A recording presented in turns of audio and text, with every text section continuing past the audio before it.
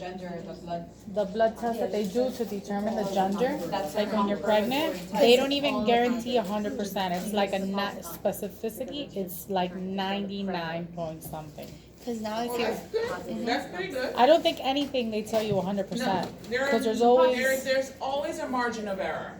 In every test that you have, there's a margin of error. So there's no 100% positive. All right, guys. I did the answers to this one. Great. good. Now you can Thank explain you. it again. You can put that one on the top.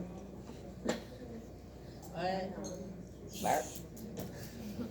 I did. Prevalence of total disease. Did I? Did the answers on that one? Oh, just a prevalence. Okay. So Sensitivity. calculate the sensitivity and this Sensitivity? nurses and math. 66 Oh, look, again. formula. Saca el calculator. It's this one. 67%. Well, we're nurses. It's Nurses and math. 20 over 30, what is that? this, right? Sí. All right, calculate the specificity now. Forget it, yeah, you're too slow. Dale, tipos. Okay, 37 más You're gonna 33. take 37 and divide it by 70. The same thing again? Oh, because they added it. 52.9. Because they added it. Yeah, 52.3. look, the answer's right here. We don't Same even thing have to again. add it. 70 divided by 37 Nurses and math. times boy. 100. Eyes always Go, good. 70 divided into 37 times 100. No. Actually, it's 37 divided into 70 We're doing times 100. That's specificity, right? 53%. Specificity is you're gonna 53. just take True, 37 negative. and you're gonna divide it by False, positive, 70. 33. 52. That's what I said, 53. 53, yeah. Same thing again. 52.8. 85, so 52.9. Because it's this plus this. We're rounding up. Oh, it's already from the Same thing. All right, guys. All right. So this one doesn't have the tables for you.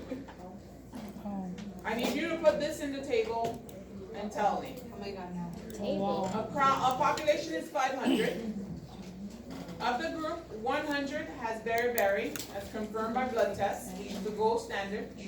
And there's a prevalence of 20% in this disease process among this population.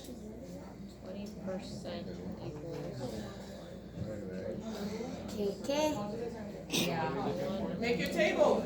Paper and pen. oh my God, no, I need to see Make this. your table, guys. I didn't even look at the table last time. Oh no, I need to write this down. What number is that?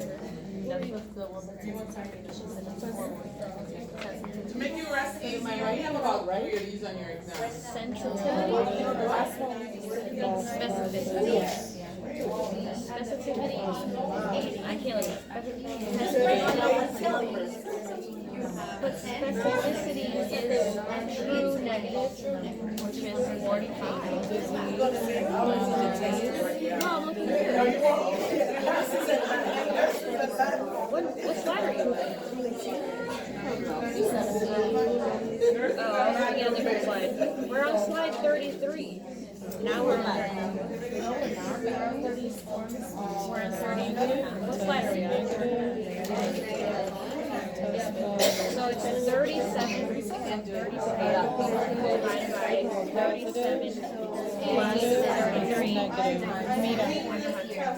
Okay, this is a table. Let's see if we can figure this out. Our population is 500. All right. Do we have the sensitivity and specificity, guys? I need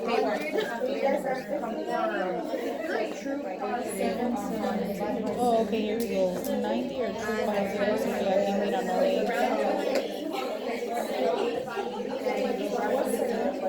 And then false positives. So you have a unique Negative. This table, it has to be like this. I wasn't even looking at the table before. Oh, that I'm the test, you won't get a table. Alright, so now it's taking more time. Now I have to memorize the table. She wants to make a table. No, you just do it like that. Alright, fine. Positive.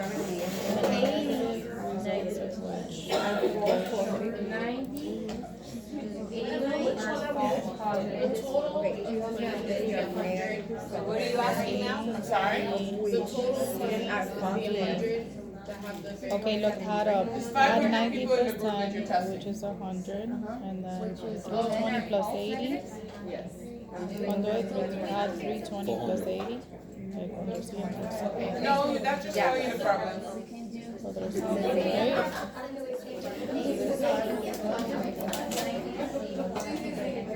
Okay, we also have to add these 90 más She wants us 80. to draw a And But then like, 320 tells más you what 10, to 330. like if we don't know anything, Okay, so then vamos a hacer. I'm literally is copying A, it. okay, A plus Hey, plus C. Eso es like if you don't know 100. the table, you just look at it once. I'm not gonna know. It's 100, okay. It's 100. But this one's telling you the true positives already. Doc, so Dr. Martin, so this one's already giving you the true positives. Times 100. Times 100 equals, already divide showing you 20 by 100. 20 by 100 times 100. By 100. Yeah, 20 divided into 100 divided by 100. alright guys. Yeah. So what are the number of true positives? Times 100. 90. No, bank 20 divided into What are the 100. number of false negatives? Divided into 100 times 100. And false negatives is 10. What are the number Zero, of true what is it, negatives? 20? 320. Bank What are the number of false positives? 80. Let me see. Yes, that's what that is. The That's other the table was Oh, more yeah, I did that. complicated. The other That's what I table did. had more Look, I did numbers. it. No, Put it it. did not. Yeah, it had like 6. No. Yeah, It that's just cool. calculated everything for you. Yeah, What's the answer here? that's why. What is the answer here? 22. Yeah. The The total 20 is set- the answer, So the 2. amount of positives for 170, the amount of negatives 330. were 330. But the amount of I have it there, 170, 330. It's total all right disease is here. 100, and then non-disease. Okay. Can you calculate the sensitivity, please? 90%. Yeah, I didn't get that. I didn't get that. I have to How did do you get that? Sensitivity. You're doing it wrong. So how you get Sensitivity is sensitivity? supposed to be true positive, I'm gonna take A plus C. 90 divided by false negative. divided by 100. 90 plus Plus 10 equal 100. 0.9. 0.9 Times times 100 equal 9. That's not what you were getting though. Okay? Now for specificity. Okay. I have Which is this right here? C. divided by 400. 320 plus 80 Which is 400. equal Point A. Point A. 400 times 100.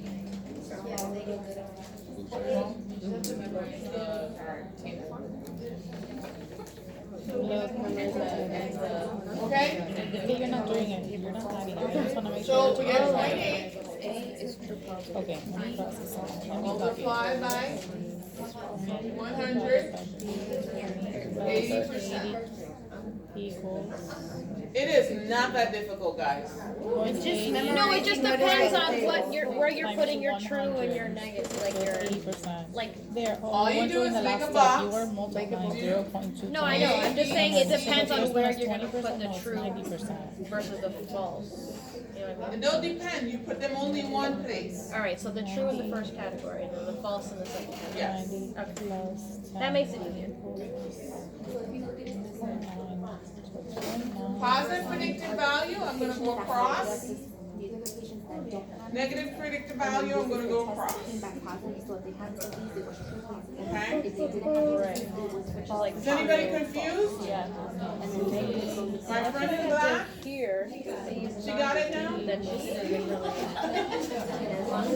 Exactly. She's like, let me If you try. do it the same way every time.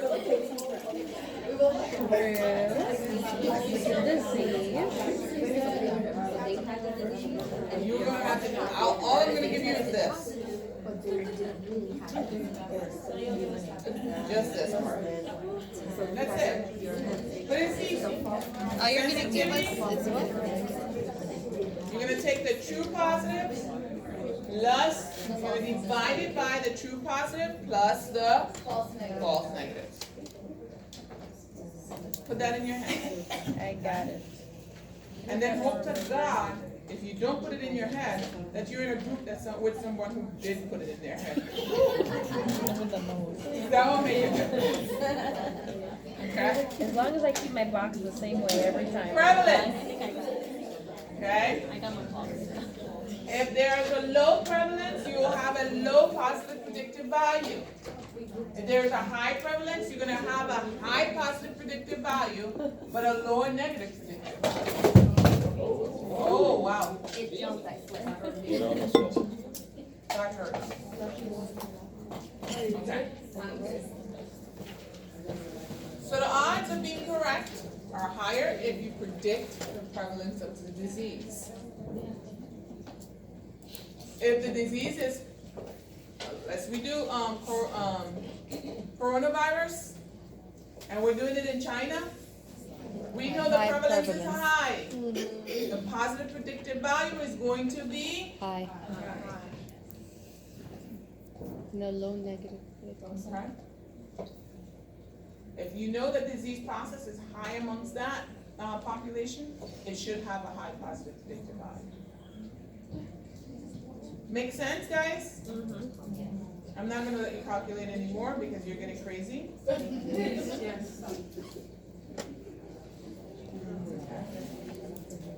All right.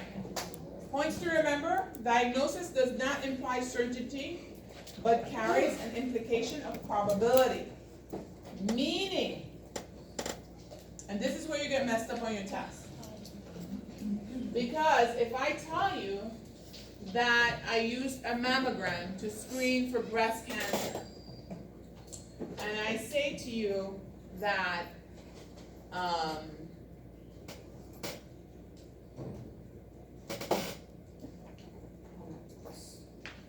let's say I say that in testing for breast cancer, a mammogram showed that 70% of the people who tested positive. That's a bad question. How would like city and Well, that would be the BQ scan. BQ scan is a good one. Because a BQ scan, you are testing for a PE in a patient. And the sensitivity testing comes back and shows you that if you, let me see, because sensitivity testing, if I test 20 people and the results come back positive, that implies, why can't I get a question in my head? I can't think of a question. Anyways, I'm gonna think of one. Give me a second. Are you trying to think of like a test that shows negative and then it's positive? No, I'm trying to think of a question that I ask that everybody always gets wrong. Oh. But I use a probability statement and I can't think of the question right now. But everybody always gets it wrong. Great. We can skip that question. No. Question will be there. You can get credit for it. We need to sample that. Yeah, I know, that's why. I'm trying to think about it. Okay? But again, diagnosis does not imply certainty. Okay? Sensitivity testing, if I use a mammogram to screen for breast cancer, I need to do a biopsy to ascertain that there is a diagnosis. The biopsy is specificity. The mammogram is sensitivity. Yeah. Screen versus diagnosis. Okay? This is screening. Screening. Tests that are used for screening are Diagnostic sensitivity, tests that are studies is what used I'm for thinking, confirming, yes. or specificity testing. Okay?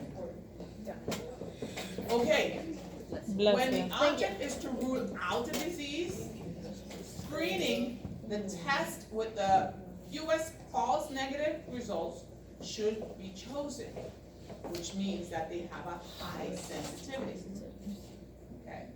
So if I'm screening and I'm trying to rule out a disease, I'm gonna do sensitivity testing.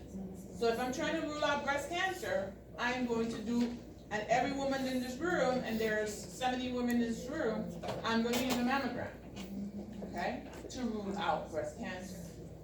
Now, if the mammogram of the 70 women in the room, 20 of them came back positive via mammogram, that doesn't assert that they have the disease. It just means that they test positive for a lump. Okay? It doesn't mean that it is cancer. It means that there is a lump. Then I have to actually do specificity testing now Like to a actually, biopsy. on those 20, to confirm the disease. So now I'm gonna take those lumps and I'm gonna take a piece of it and take it for a biopsy. And I'm actually gonna put it under the microscope and I'm actually gonna look at the cells. That is specificity testing. Now, when I do specificity testing, 19 out of that 20 came back positive. Now, a biopsy has high specificity. So if the 19 came back positive, the likelihood that they do have cancer is high. Because specificity testing rules in the disease. That means if I don't have it and the test has a high specificity, that means that every time I test with that disease, if they don't have it, it's gonna show negative. So if I test for the disease and they have it, that means with a test that has a high specificity result, that means they actually do have the disease. So if I wanna rule in a disease process, I'm gonna use specificity. If I wanna rule out a disease process, I'm gonna use sensitivity. Alright? Make sense? Yeah. Snout, spin. High sensitivity test with a negative result is a good ruling out the disease. Spin, high specificity test with a positive result is good at ruling in the disease. Does that make sense? Yes. Now you get it? At the beginning I was confusing you, but now you get it. I just got it. But you got it. So it's always good when you can get it a second time because it actually is like, makes sense now. Okay. Answer this question for me.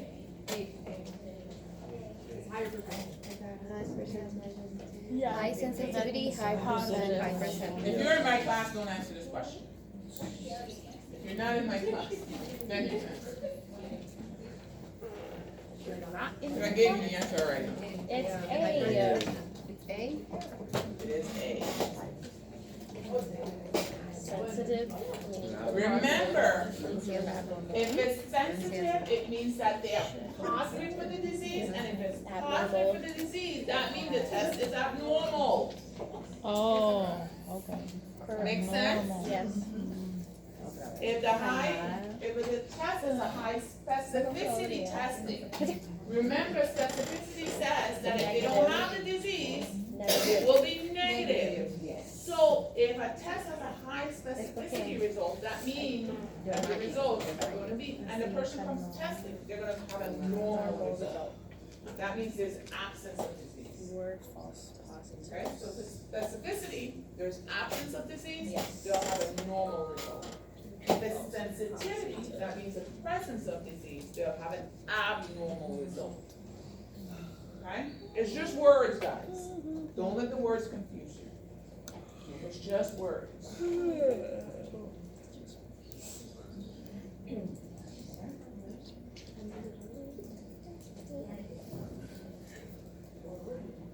All right, guys. we're looking at disease processes, we're looking at what's screenable, okay? There are a lot of diseases that are screenable, but we don't need to screen for all of them. Because if I screen right now, let's say my mom, let's not say that. Let's say Somebody's mom. this person, her mom was tested positive for Pick's disease. Pick's disease is a frontal lobe dementia that occurs in younger people, right? That they have no cure for. They slowly disintegrate their frontal lobe, okay? And usually what happens is they end up vegetative and they end up dying from respiratory or pulmonary complications. You can actually test to see if you have a genetic disposition for Pick's disease.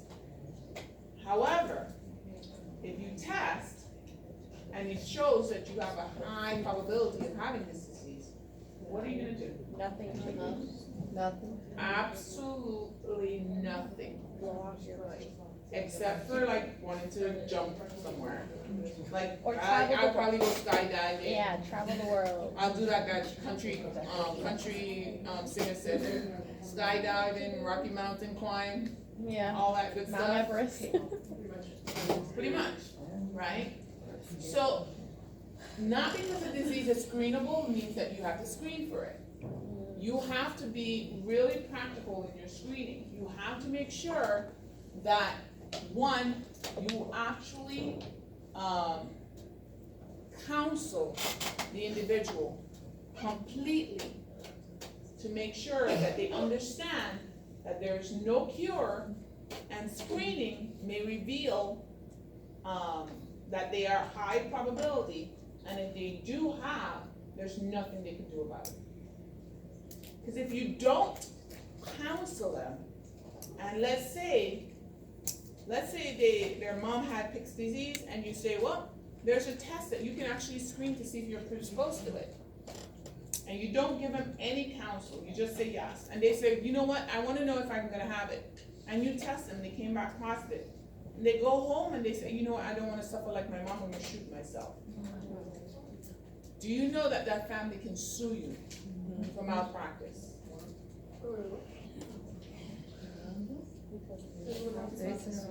You have to document that you have actually counseled. You've done genetic counseling, you've actually counseled that person extensively, you've intervened with outside counseling if necessary, and that has to be completely documented. And if it's not, and that person harms himself because of a result, you can actually be held accountable. Yes? Did you referral and then you can actually notice, like I referral to this patient through counseling and then you just. Well, you have to make sure that when you refer them, that they That they went. won. What if they don't? Huh? What if they don't? If you didn't follow up, a lawyer can just pull that all over you. Don't test them unless you know that they've had counseling. Do not test them unless you've got counseling first. Yes. They They have to do counseling before you even stick a needle in the arm and test them. Like to discuss Yeah. the ideas of what you would feel if it was positive, or like Exactly. explore how you would feel. Okay? You must make sure. Would the same be true for Huntington's? Huh? I think so. That guy killed himself. That guy, Guys. that news reporter. Oh, really? Also kidney diseases. You wanna make sure there's any benefit to the, early detection. If there's no benefit to early detection, you wanna counsel that person extensively, okay? If there are interventions, you need to refer, as much as possible, okay? Ethical considerations. Request for participation implies a health benefit. You actually have to say, okay, if I test this person, then, and they know this disease process, then there's something that can be done about it. If there's nothing that can be done about it, you have to make sure that you document that you have actually counseled extensively, okay? Controversies in screening, Misinterpretation, false positives, false negatives. You have a duty to inform whether it's false positive or false negative, and you have to follow up with testing. Okay? So you have to be very, very careful. If the test that you're gonna use is only have 53% specificity, and then 53%, and you're putting that person through it, you have to cancel. Okay? Cutoff points alters when a person's disease is positive or negative. You have to make sure that you know exactly what can be done. If it's positive, what can be done, what needs to be done.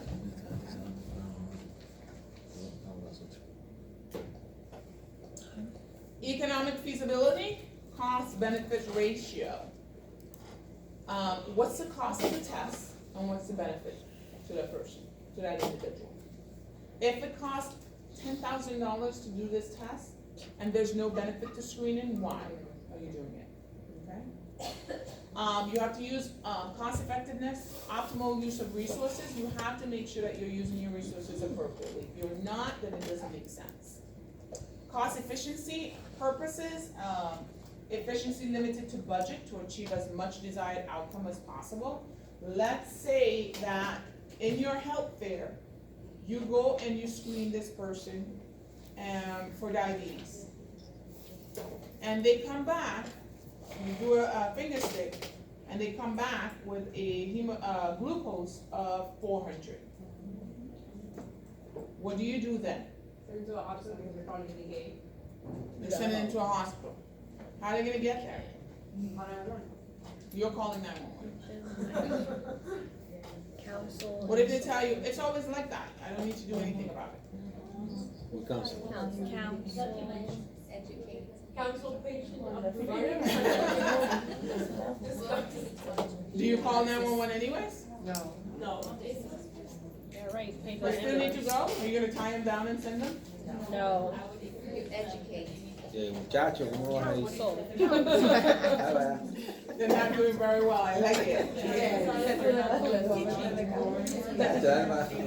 Okay, but if they tell you that their blood sugar is constantly like that, what do you have at the health fair to actually intervene? Resources. Diabetes, you need resources. Why is their blood sugar like that? Do they need nutritional counseling? Do they have access to meds? If they don't have access to meds, do they have access to care? Okay, do they even go to a doctor? Do they eat healthy? Okay, that's why it's so important for your health fair, for you to actually have resources available. So that's why you need to know where the minute clinics are, you need to know where the free care is, you need to have people on site who can actually tell them where they can go to get free care. And if you don't, then you're actually failing these patients. Because you're just saying you have a high blood glucose, we're gonna send you to the ER, they're gonna go to the ER right now, they're gonna get fixed, and then they're gonna come home, and next year when you do a health fair, their blood sugar is 400 again. What about if they were previously diagnosed? Huh? Mañana estamos brinca esta que venga esta mañana. But, Second critters. well, there's nothing you can do if they just don't care. But you have to establish that, okay, well, you have health insurance, you have a primary care, you have this diagnosis, and you just don't care. You have to look at the web of causation. Okay?